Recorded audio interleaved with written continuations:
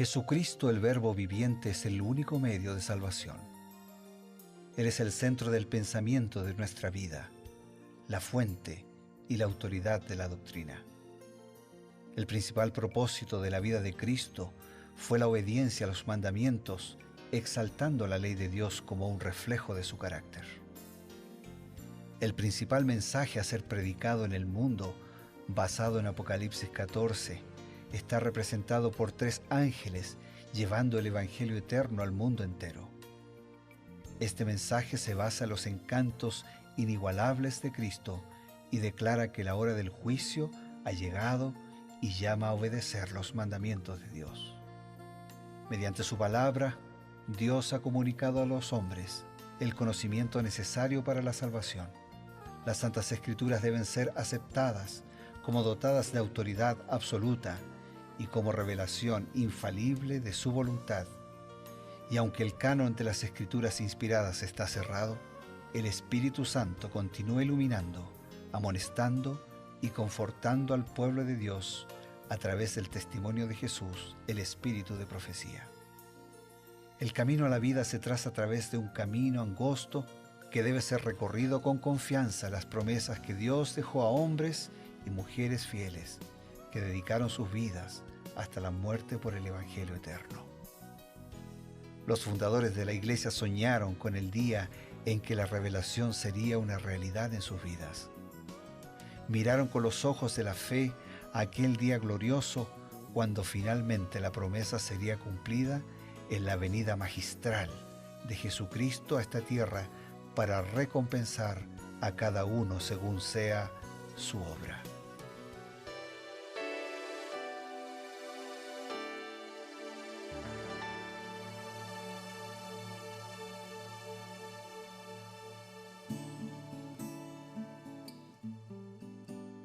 Queridos amigos, nos encontramos una vez más a través de Nuevo Tiempo, Señal de Esperanza, para comenzar su programa Creed en sus profetas. Y estamos justo ya para empezar porque queremos presentar ante ustedes la bendición de la palabra de Dios con las experiencias, los relatos de la Biblia, con los cantos, las alabanzas, los salmos que cada día están con nosotros trayéndonos la buena palabra, el buen consejo para nuestra vida.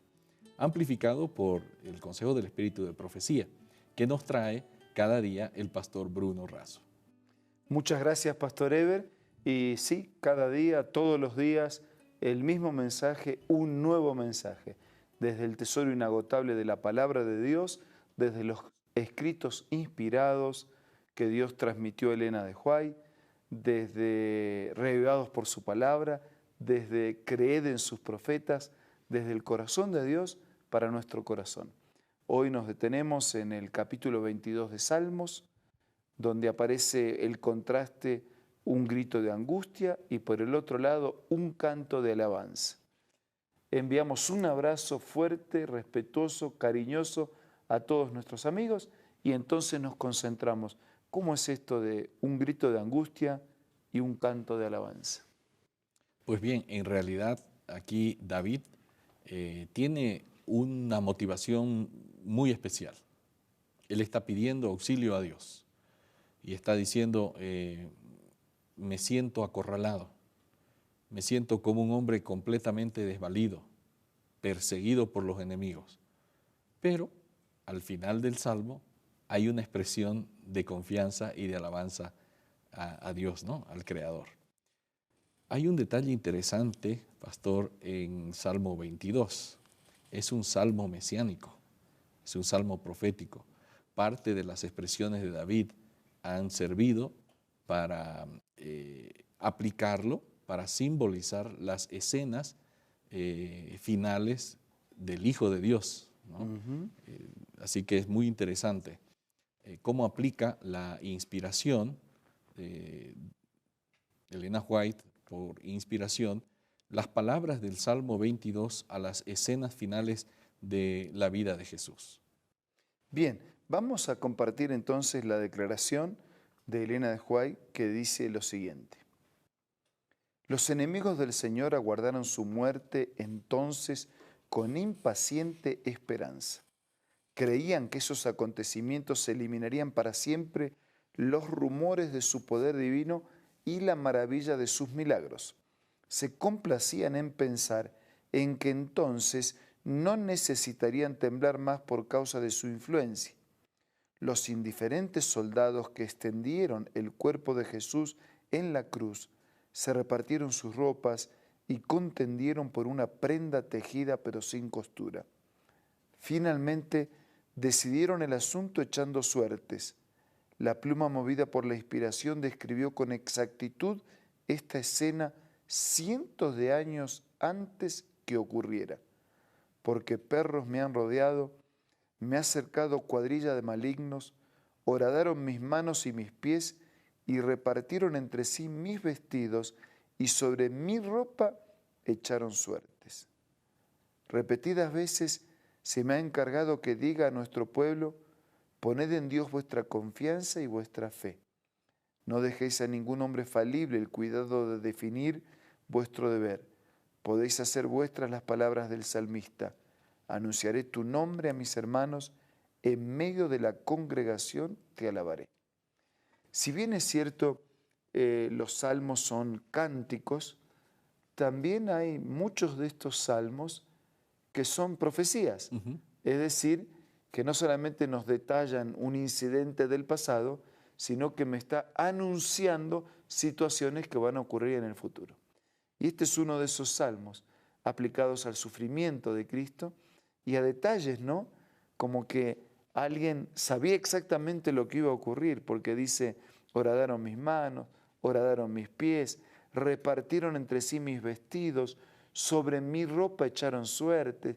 Y cómo estos detalles proféticos, escritos con siglos de anticipación, se habían de cumplir después con exactitud. ¿Por qué? Porque quien estaba detrás del escrito bíblico, quien inspiró a los escritores a escribir, aunque fue escrito en un vocabulario humano, fue el Espíritu Santo. Pedro lo diría así, que la profecía no fue traída por voluntad humana, sino que los santos hombres de Dios hablaron siendo inspirados por el Espíritu Santo. Así que con siglos de anticipación, el Dios que conoce el futuro lo revela. Jesús va a decir después: estas cosas yo las dije antes, para que cuando suceda, creáis. Así que este es un salmo que encuentra su cumplimiento en el sacrificio, en el ministerio, en la vida, en la muerte de Jesucristo y en todo lo que Él hizo para que nosotros podamos ser salvos. Así es, pastor. Y realmente nosotros nos damos cuenta que la misma mente maestra que inspiró los salmos, más tarde también inspiró a Elena White para poder hablar con propiedad sobre temas que tienen que ver con la iglesia del tiempo del fin, ¿no? Esto es el espíritu de profecía. Ahora volvemos un poquito al Salmo. La segunda parte que nos leyó ahora cambia un poco el ambiente, porque hay un ambiente triste, hay un ambiente de persecución. Horadaron mis manos, mis pies. Exactamente calza en lo que sucedió en el ministerio de Cristo en los últimos instantes de su vida, ¿no? Pero hay un giro. Y ahora dice: anunciaré tu nombre a mis hermanos, en medio de la congregación te alabaré. A pesar de todo lo que había sucedido, le había sucedido a David, él todavía puede dar una expresión de alabanza. Lo mismo que con Jesús, ¿no? Padre mío, ¿por qué me has abandonado? Pero interesante, luego dice: en tus manos encomiendo mi espíritu, ¿no? O sea, al final de todo, él confía en que la voluntad de Dios es soberana y que sabe lo mejor. Y por eso el grito de angustia se transforma en grito de victoria. ¿Por qué? La gente que vivía en los días de Jesús esperaba una liberación real, concreta, visible, y que militar, y que el reino de Dios se estableciera en aquellos días desalojando a los romanos. Claro. Y entonces estableciendo el reino de Cristo. Pero Cristo ya había explicado que su reino iba a tener dos tiempos, ¿no? El reino de la gracia, establecido a través del arrepentimiento, de la conversión, convertidos porque el reino de Dios se ha acercado, y el reino de la gloria, cuando el Señor va a venir y va a establecer definitivamente su reino literal. Claro. Así que para esa gente, la muerte de Cristo, o sea, Cristo era una expectativa de esperanza. Tenían esperanza y estaban bien por la esperanza. Cuando murió Cristo fue fracaso. Claro que sí. Pero Para ellos. para ellos fue fracaso. Pero en verdad, la angustia de Cristo se transformó en un canto de victoria, porque garantizó la salvación, porque Satanás quedó vencido definitivamente, porque el triunfo del bien estaba asegurado, porque la muerte de Cristo, en su muerte Él vence al pecado en la cruz, y en su resurrección Él vence al pecado en la muerte, y la muerte es la última expresión del pecado, y las dos, el pecado y la muerte, fueron vencidos con la muerte y con la resurrección de Cristo. Entonces, lo que fue un grito de angustia, Padre mío, ¿por qué me has desamparado? Lo que fue un grito de dolor, cuando su corazón se quiebra por la angustia mental de llevar sobre sí los pecados de todos, se transforma en un canto de victoria. Y en los cielos hubo canto de victoria, porque Claro que sí. la sentencia del mal, la muerte de la muerte, estaba garantizada. Y ahora sí se abría definitivamente la instancia de ese reino de la gloria que en su momento será establecido cuando el Señor regrese, cuando no haya más pecado, no haya más muerte y todo sea vida y vida para siempre. Gracias por esa profunda explicación. Amigos, nosotros estamos viendo cómo proféticamente estaba ya prevista la victoria de nuestro Señor Jesús.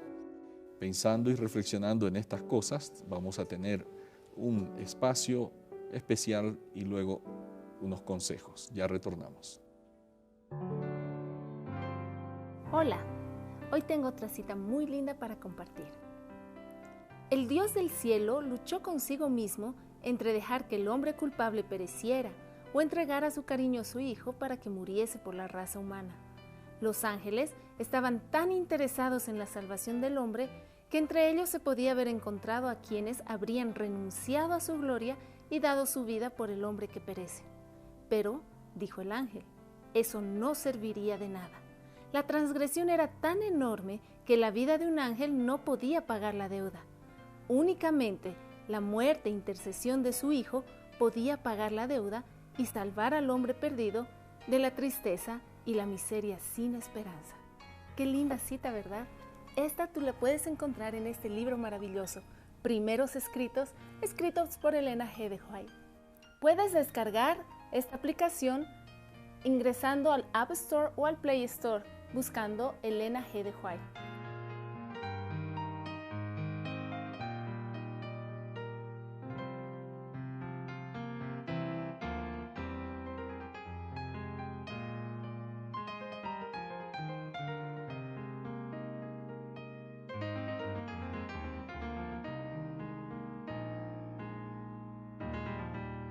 Como siempre, queremos ofrecerles todavía una nueva motivación.